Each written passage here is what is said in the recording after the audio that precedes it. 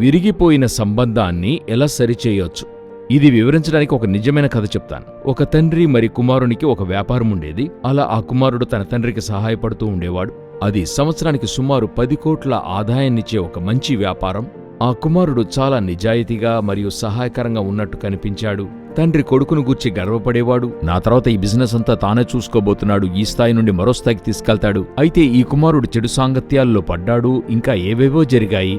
హృదయంలో మోసం చోటు చేసుకుంది. అలా తాను నాకు డబ్బు కావాలి, ఏం చేస్తే బాగుండనుకొని తనకు పథకం వేసుకున్నాడు. తండ్రి సైన్ని ఫోర్జరీ చేశాడు.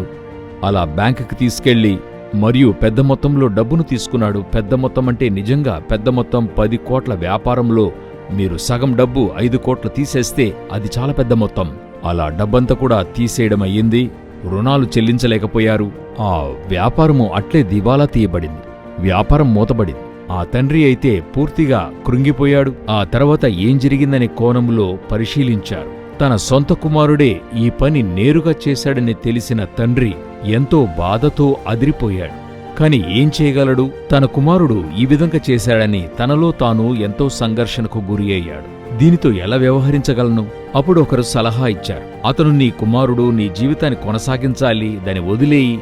ఎంతో భారమైనప్పటికీ ఒక సహృదయంతో, సరే నా కుమారుని క్షమిస్తాను, ఎంతో పోగొట్టుకున్నాను గాని తిరిగి నిర్మిస్తాను, అలాగని తన కుమారుని క్షమించాడు. అంత సవ్యంగా ఉండాలి గదా.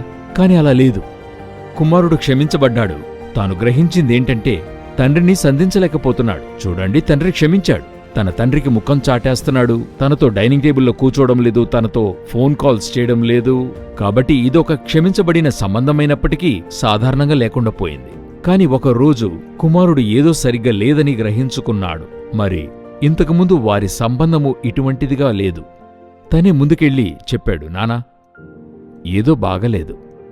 ఇంతకుముందు మన సంబంధం ఎలాగుండిందో అలా ఉండాలనుకుంటున్నా. అలా చేసుకోవచ్చా?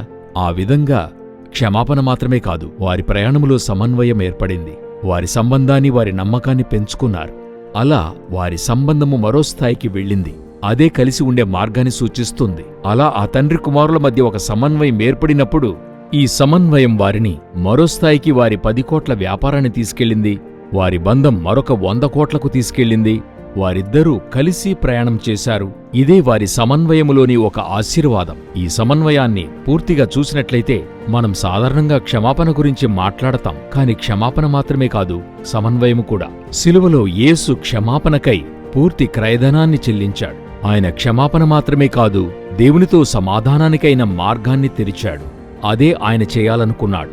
మనము దేవుని వద్దకొచ్చినప్పుడు మన పాపముల నిమిత్తం యేసునందు నమ్మకముంచినట్లయితే అది క్షమాపణ మాత్రమే కాదు, అది మనము మన తండ్రి అయిన దేవునితో పునర్నిర్మించబడిన బంధము కాగలదు. అదే యేసు శిలువపై చేసిన బలి యొక్క ఉద్దేశం.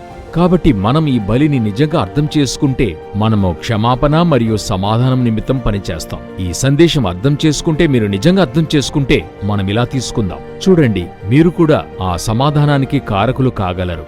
మీరు ప్రజలను యేసునొద్దకు వారి యొక్క పాపము నిమిత్తమే కాదు, వారిని సృష్టికర్త అయిన దేవుని యొద్దకు సమీపస్తులనుగా నడిపించేలాగా సహాయపడతారు.